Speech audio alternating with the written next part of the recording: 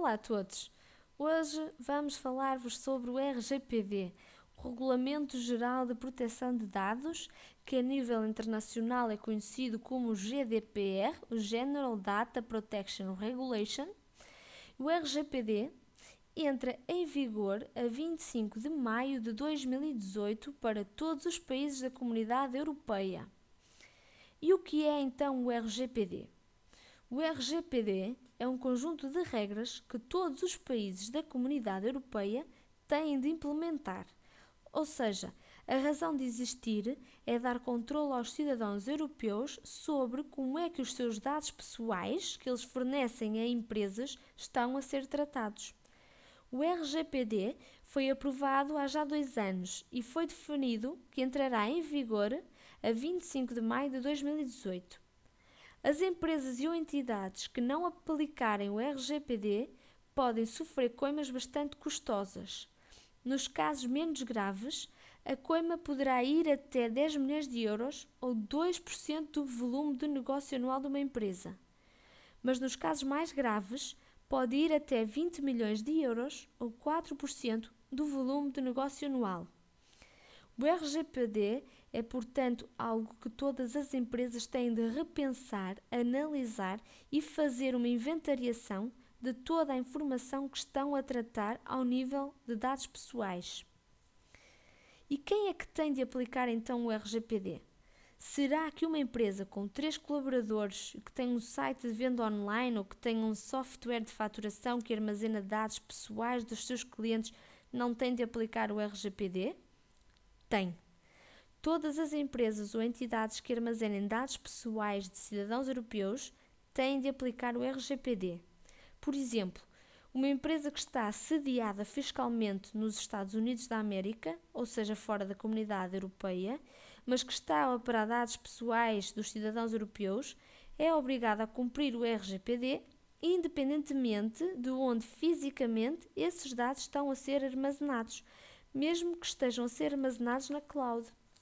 Isto é, mesmo que uma empresa portuguesa que tenha as suas bases de dados alojadas num data center nos Estados Unidos da América ou noutro país fora da Comunidade Europeia, tem de cumprir obrigatoriamente o RGPD desde que armazene e trate informação de cidadãos europeus. No RGPD, há 2 conceitos que as empresas têm de conhecer. É o conceito de controlador e o conceito de processador de dados, o controller e o processor. Numa grande parte das empresas, e olhando para as empresas que têm software de faturação, que fazem o processamento dos vencimentos, que têm um software de CRM ou tratem formulários também em papel, porque o RGPD não é só para os dados informáticos, mas sim para todos e quaisquer dados pessoais que a empresa tem, quer informaticamente, quer em papel. O controlador é a entidade que armazena os dados, protege os dados e faz backup dos dados e pode tomar decisões sobre essa informação. Pode ser uma empresa subcontratada, se, por exemplo, uma empresa tem os dados alojados num data center. Nesse caso, o data center tem de garantir à empresa que os dados pessoais estão seguros nesse data center. O processador é a entidade que analisa, trata e faz backup dos dados. Ou seja, uma empresa que tenha os próprios servidores e trata internamente os dados pessoais dos seus clientes é, simultaneamente, controlador e processador da informação relevante para o RGPD, pois é a própria empresa que trata os dados, os analisa e usa os dados para ir de encontro às necessidades da empresa, por exemplo, a elaboração de campanhas. E aqui a grande pergunta é: o que são dados pessoais?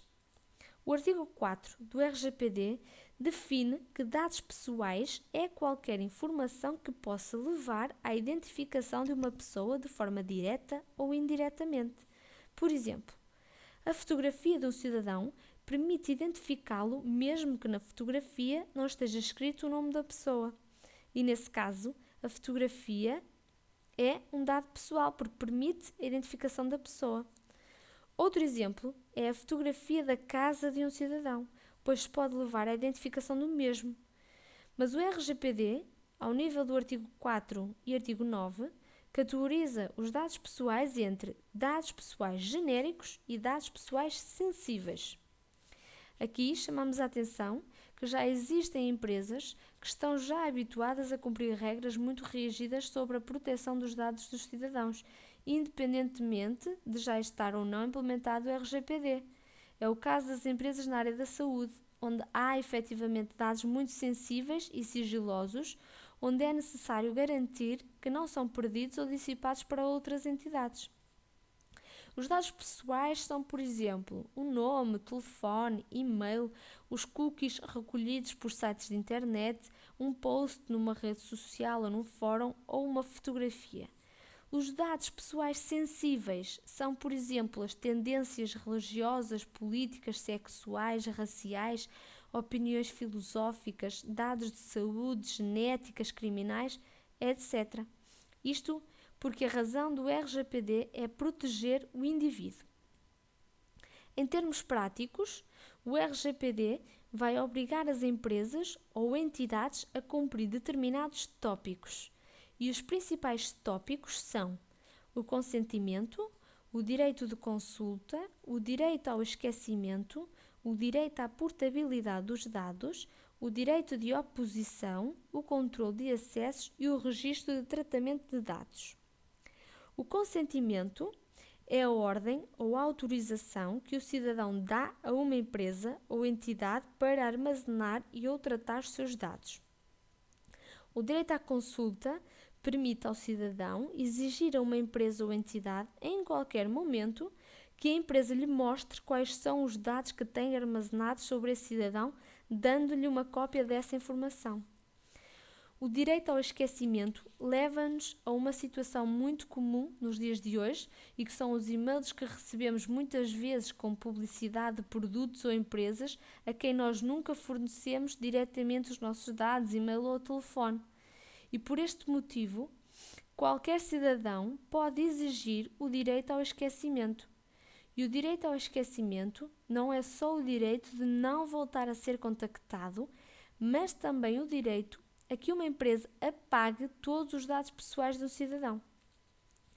O direito à portabilidade dos dados é o direito que o cidadão tem de, a qualquer momento, exigir a uma empresa ou entidade uma cópia de toda a informação que tem relacionada com ele.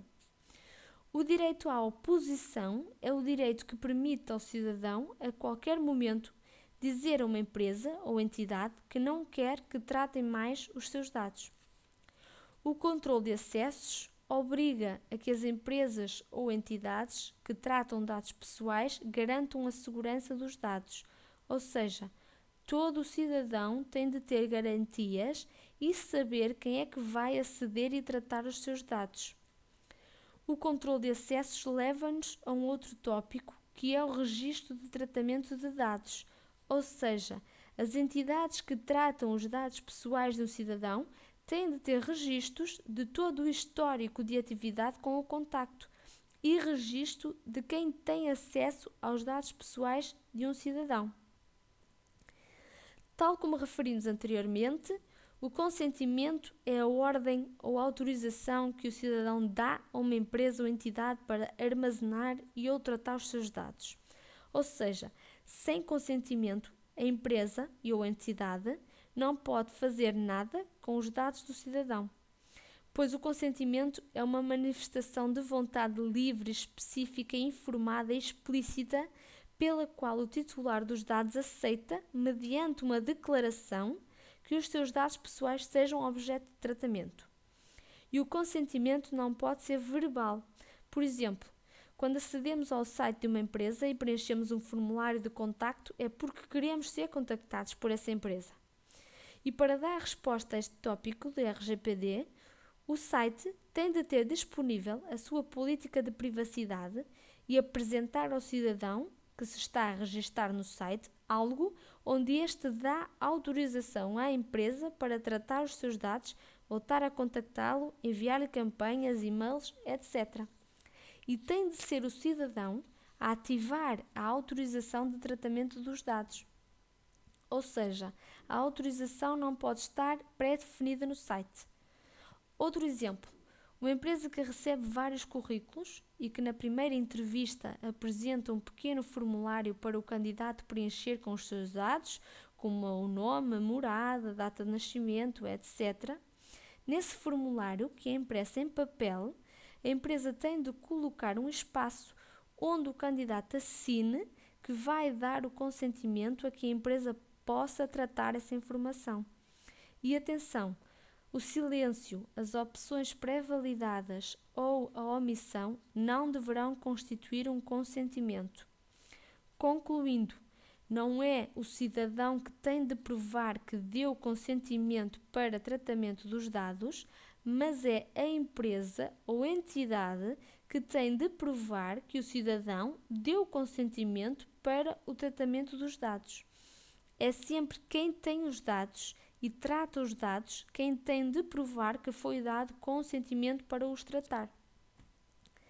Apresentamos aqui um exemplo de autorização para tratamento de dados pessoais de uma empresa que tem um formulário de candidatura para recrutamento e que no formulário deverá constar que o candidato autoriza que os seus dados pessoais sejam objeto de processamento e armazenamento informático ou não informático antes, durante ou após a análise da candidatura para estudo, oferta e análise de contratações.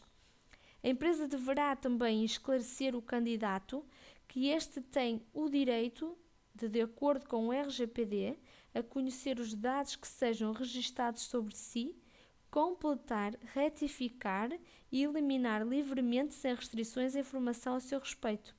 É este consentimento que o candidato terá de assinar, pois a empresa já lhe está a dar conhecimento de que os seus dados pessoais vão ser tratados.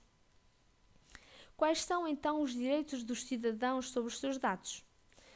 Um dos principais direitos do cidadão, depois de ter dado efetivamente o consentimento, é o direito de ser esquecido, apagado. Ou seja, tem o direito que todos os seus dados pessoais que até então estavam disponíveis numa empresa sejam apagados. Aqui é importante saber que há informação que se sobrepõe à obrigatoriedade do RGPD, dependendo de cada Estado-membro, e que há dados que não podem ser apagados, pois tratam-se de dados fiscais.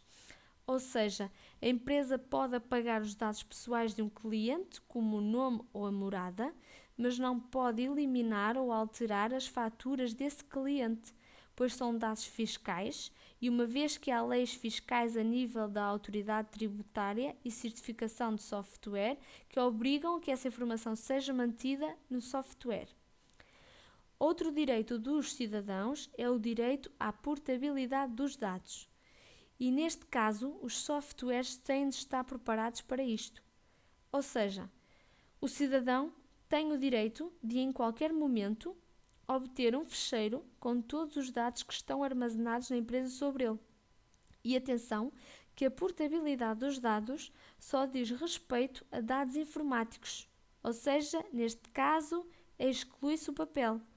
Por isso, o próprio sistema informático tem de ser capaz de exportar essa informação num formato legível e tratável. Pode ser, por exemplo, um ficheiro Excel ou CSV. Um outro direito que os cidadãos têm sobre os seus dados é o de saber como é que as empresas guardam os seus dados. Ou seja, é como quando vamos ao banco e pedimos para nos guardarem uma quantia no cofre. Temos de ter garantias que o banco tem um cofre com segurança e que tem vários meios que protegem esse cofre. Só assim é que temos confiança que o nosso montante está seguro. A mesma coisa se passa com os dados pessoais dos cidadãos. Por este motivo, as empresas têm de zelar pelos dados dos cidadãos e caso tenham um problema de roubo ou ataque informático, por exemplo, têm 72 horas, incluídos feriados e fins de semana, para informar a entidade nacional que houve um problema. Em Portugal, a entidade é a Comissão Nacional de Proteção de Dados. A empresa tem também 72 horas para informar o cidadão que houve um problema de segurança, para que o cidadão fique consciente de que os seus dados podem ser dissipados pela internet. Para zelar pela segurança dos dados, as empresas terão de ter controle de acesso aos dados pessoais dos cidadãos e implementar políticas de segurança para prevenir os problemas de segurança. Outro dos direitos é a transparência, ou seja, é o cidadão dizer que vai fornecer os dados à empresa, mas também de fornecer os dados tem de saber o que é que a empresa pretende fazer com eles. Por outro lado, a empresa tem de dizer exatamente o que vai fazer com os dados e fazer exatamente o que disse que ia fazer. É aqui que está a transparência. E para haver transparência, as empresas têm de ter uma política de privacidade. E essa política de privacidade, as empresas devem publicar na sua página de internet, se tiverem, onde devem escrever em linguagem simples e legível por qualquer pessoa quais são os procedimentos que usam dentro da empresa para tratar dados pessoais e de que forma é que os cidadãos podem exigir, por exemplo, a portabilidade dos dados. Convido-vos a consultar a política de privacidade da NSoft que está disponível no nosso site. Depois, há que minimizar os riscos e, por isso, outro direito dos cidadãos é a proteção de dados, o Data Protection. E aqui há um aspecto muito importante em que o RGPD diz que as empresas com mais de 250 funcionários devem eleger um DPO, um Data Protection Officer. Essa entidade pode ser alguém eleito internamente dentro da empresa, uma empresa subcontratada ou alguém part-time, por exemplo. Chama a atenção que neste momento ainda não existem em Portugal certificações para DPO. Contudo, as empresas devem garantir que existem políticas de backups, firewall, password para controlar os acessos à informação e garantir a segurança dos dados. Por isso é que as empresas têm de internamente definir quem são os utilizadores que têm acesso a dados pessoais e a que dados pessoais têm acesso de forma a assegurar que a informação não é roubada ou perdida. No caso das empresas que subcontratam data centers para armazenamento dos dados, têm de garantir que os data centers cumprem este direito da proteção dos dados e os restantes direitos do RGPD. Posto isto, que ações é que as empresas têm de tomar para cumprir o RGPD? Recomendamos que cada empresa crie uma equipa ou delegue uma pessoa para coordenar a aplicação do RGPD, ou seja, há que inventariar todos os sistemas, as bases de dados, os ficheiros que atualmente têm, onde é que eles estão, quem é que acede a eles, se há pastas partilhadas, que softwares é que estão a armazenar dados pessoais, quem são as pessoas que estão a ter acesso a essa informação. Depois, saber se a empresa é controller ou processor, e na maioria dos casos a empresa é as duas coisas em simultâneo. Há também que determinar quais os dados que estão a ser partilhados com terceiros, como por exemplo, o caso das empresas que têm os dados de seus colaboradores armazenados, mas que subcontrataram um gabinete de contabilidade para fazer o processamento de salários. É necessário garantir e exigir a essa empresa externa que cumpra o RGPD e que saiba descrever quem é que acede e processa os dados de forma a garantir a segurança e sigilo da informação. As empresas têm ainda de determinar que o seu software está preparado para cumprir com o direito de ser esquecido e também o direito da portabilidade dos dados de forma simples e prática. É também muito importante que as empresas consigam evidenciar que foi dado consentimento para a utilização e tratamento dos dados pessoais e, por isso, há que inventariar todos os formulários de contacto com os clientes e incluir a autorização de consentimento. E agora vamos explicar brevemente o que vamos ter no software PHC para fazer face às obrigações do RGPD. O software PHC vai ter um novo módulo na versão 23 que estará disponível para comercialização em maio de 2018. A versão 23 vai ter disponível em todas as gamas de software, Corporate, Advanced e Enterprise, ferramentas que podem dar resposta às obrigações do RGPD, tais como consentimento, o direito de ser esquecido e a portabilidade dos dados. Isto é, o PHC vai permitir definir quais são as tabelas que contêm informação de dados pessoais, quais os campos que são dados pessoais, quais desses dados são os chamados dados pessoais genéricos, dados pessoais sensíveis e dados pessoais legais, como por exemplo o caso do número de contribuinte. E o software PHC vai também disponibilizar uma parametrização de avisos legais a usar em várias áreas do software, bem como disponibilizar ferramentas para assegurar o direito ao esquecimento, permitindo a monitorização e processamento dos dados pessoais em larga escala. Durante o mês de maio serão apresentados 2 webcasts sobre RGPD, com casos práticos sobre o cumprimento do RGPD no software PHC. Disponibilizamos ainda aqui um pequeno vídeo sobre a aplicação do RGPD e comportamento do software PHC apresentado pelo diretor de produção da PHC, Francisco Caselli. Disponibilizamos também o endereço sobre o regulamento da proteção de dados, onde podem obter mais informações. Como habitualmente, toda a equipa técnica da NSoft e o departamento comercial estão disponíveis para esclarecer quaisquer dúvidas que possam surgir. Muito obrigada e até já!